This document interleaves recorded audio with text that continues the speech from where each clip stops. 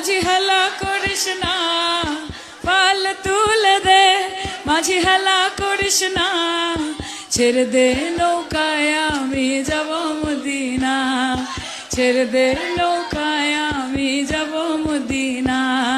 17 साल की उम्र में पहली फिल्म, 28 साल की उम्र में विधानसभा चुनाव लड़ने का मौका, 31 साल की उम्र में सांसद और 33 साल की उम्र में बगावत। ये कहानी है सायोनी घोष की।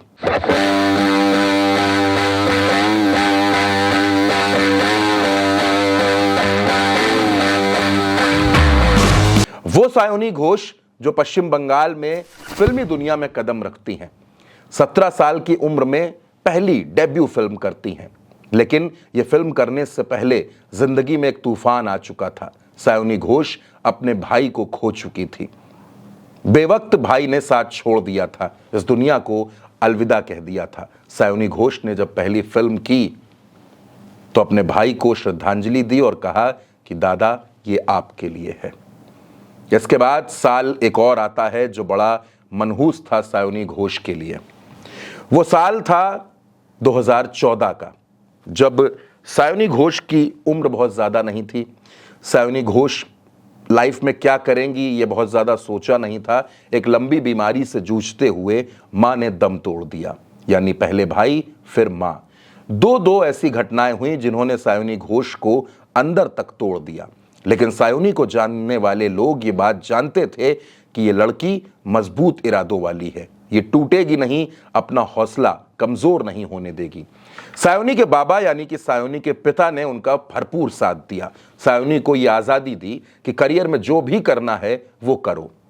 जन्म एक बहुत सामान्य से परिवार में हुआ था, कोई ऐशो आराम, कोई दौलत, ऐसा कुछ नहीं था। लेकिन सायोनी घोष ने अपनी मेहनत के दम पर एक मकाम बनाया। फिल्मों में डेब्यू किया, सीरियल्स में काम किया, फिर लगातार फिल्में मिलती चली गईं। सायोनी घोष मेहनत करती चली जा रही थी, अपना काम करती चली जा रही थी। और फिर सायोनी घोष की जिंदगी में एक टर्निंग पॉइंट आता है। 27-28 साल की उम्र थी, फिल्मों में बेहतरीन काम कर रही थी। इसी बीच अचानक पश्चिम बंगाल की मुख्यमंत्री ममता बनर्जी का फोन आता है।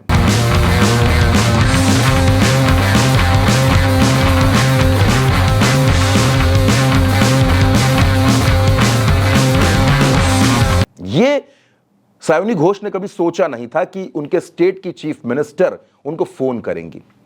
ममता बनर्जी ने फोन किया और सायोनी घोष को आसनसोल साउथ से विधानसभा का टिकट ऑफर किया।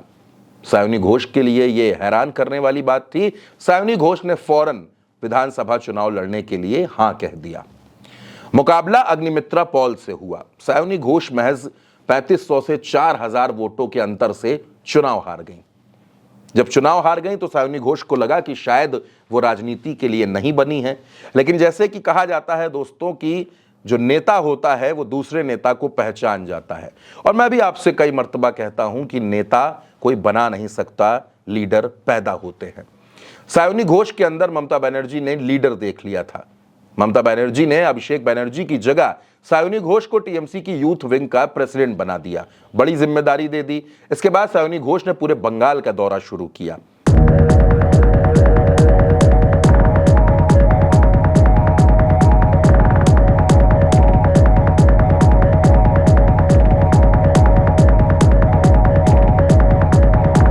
सेलिब्रिटी वो पहले से थी, फिल्मों की वजह से लोग जानते थे और अब ममता बनर्जी की भरोसेमंद नेता के तौर पर पहचान भी बन चुकी थी। सायोनी ने पार्टी को मजबूत किया, युवाओं के बीच में गई, महिलाओं के बीच में गई और पार्टी को मजबूत करते हुए अपना काम करने लगी।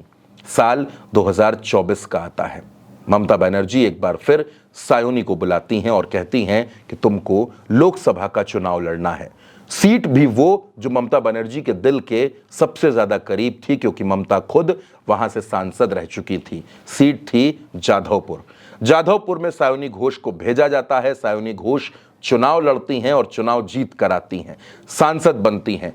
दिल्ली में जब संसद में बोलना शुरू करती हैं तो हर कोई सायोनी की तरफ देखता है कि ये कौन नेता है, कहां से आई है।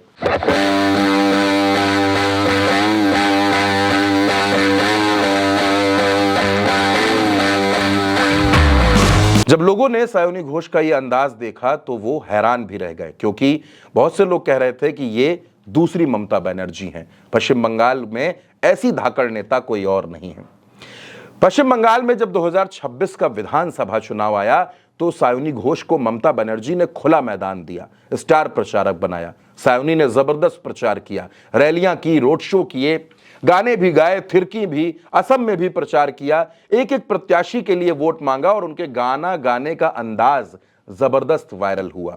पाल तूल दे माझी हला करिस ना, पाल तूल दे माझी हला करिस ना, ছেড়ে দে নৌকায় আমি যাব মদিনা, ছেড়ে দে নৌকায় আমি যাব মদিনা। आज की तारीख में सायोनी घोष नेशनल सेलिब्रिटी बन चुकी थी क्योंकि वो दहाड़ रही थी, लेकिन जब नतीजे आए तो ममता बनर्जी की पार्टी धड़ाम हो गई। फिर भी सायोनी घोष ने कहा कि वो ममता बनर्जी के साथ थीं और हमेशा रहेंगी, ममता बनर्जी का साथ देती रहेंगी। लेकिन न जाने क्या हो गया कि 10 दिन में सायोनी घोष सब भूल गई। कुछ सांसदों ने तो मीटिंग करके बाकायदा बगावत की, लेकिन सायोनी घोष ने बगावत भी छुपते छुपाते की। और जब ये सब कुछ करने के बाद वो कोलकाता लौटी तो जाहिर सी बात है कि सायोनी घोष के अंदर वो मादा नहीं था कि वो लोगों से नजरें मिला पाती। सायोनी घोष की आंखों पर चश्मा था, चेहरे पर मास्क लगा हुआ था, सिर पर कैप पहनी थी, हमेशा बिंदास साड़ियां पहनने वाली सायोनी घोष अपना लुक बदल चुकी थी। महुआ मोइत्रा से पूछा गया कि सायोनी घोष ने ऐसा क्यों किया। सायोनी घोष के बारे में ममता ने कहा कि वो लड़की बेवफा नहीं हो सकती, वो लड़की पैसों के लिए नहीं बिक सकती, उसे कोई ना कोई डर जरूर था जिससे वो घबरा गई है, वो मेरे लिए बेटी जैसी है। सायोनी घोष डरी हैं, घबराई हैं, सत्ता के लिए गई हैं, जो कुछ हुआ है वो सायोनी घोष जानती हैं। बहुत दिनों से सायोनी घोष ने अपनी कोई प्रतिक्रिया नहीं दी है।